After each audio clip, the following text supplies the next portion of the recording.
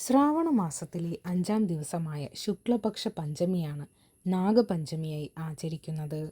യമുന നദിയിൽ കാളിയമർദ്ദനത്തിൽ കൃഷ്ണഭഗവാൻ കാളിയനെ വധിച്ച് വിജയം നേടിയ ദിവസമാണ് നാഗപഞ്ചമിയായി ആചരിക്കുന്നത് എന്ന് വിശ്വസിക്കപ്പെടുന്നു. നാഗദൈവങ്ങളെ പൂജിച്ച് പ്രീതി വരുത്തുന്നതിന് ഏറ്റവും ഉചിതമായ സമയമായി ശ്രാവണ മാസത്തിലെ ശുക്ലപഞ്ചമിയെ കണക്കാക്കുന്നു. ഇതേ ദിവസം തന്നെയാണ് നാഗങ്ങളുടെ മുഖ്യ ശത്രുവായി കരുതപ്പെടുന്ന പക്ഷിരാജൻ്റെ പ്രീതിക്കായി ഗരുഡ പഞ്ചമിയും ആചരിക്കുന്നത്.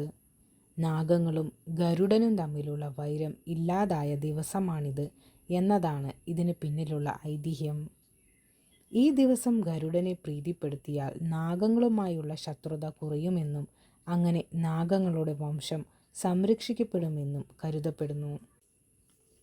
തക്ഷകന്റെ കടിയേറ്റ് പരീക്ഷിത്ത് കൊല്ലപ്പെടുകയാൽ കലിപൂണ്ട മകൻ ജനമേജയൻ പ്രപഞ്ചത്തിലുള്ള നാഗവർഗങ്ങളെ ഉന്മൂലനം ചെയ്യുവാൻ വേണ്ടി സർപ്പസത്ര യാഗം ചെയ്യുന്നു. യാഗത്തിലെ അഗ്നികുണ്ഡത്തിൽ കോടാനുകോടി നാഗങ്ങളെ ഇരിക്കുന്നു. എന്നാൽ അസ്തികൻ ഇടപെട്ട് യാഗത്തിലെ തീ അണയ്ക്കുകയും തക്ഷകനടക്കം ബാക്കിയുള്ള നാഗങ്ങളെ വംശനാശത്തിൽ നിന്ന് സംരക്ഷിക്കുകയും ചെയ്തു.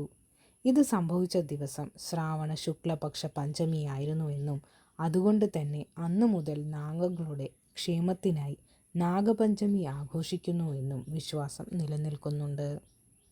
അനന്തൻ, ശേഷൻ, വാസുകി, തക്ഷകൻ, കാർക്കോടകൻ, കാളിയൻ, ഗുളികൻ, പത്മൻ, മഹാപത്മൻ, ശംഖപാലൻ തുടങ്ങിയ നാഗദേവതകളെയാണ് നാഗപഞ്ചമി ദിവസം പൂജിക്കുകയും ഉപചരിക്കുകയും ചെയ്യുന്നത്.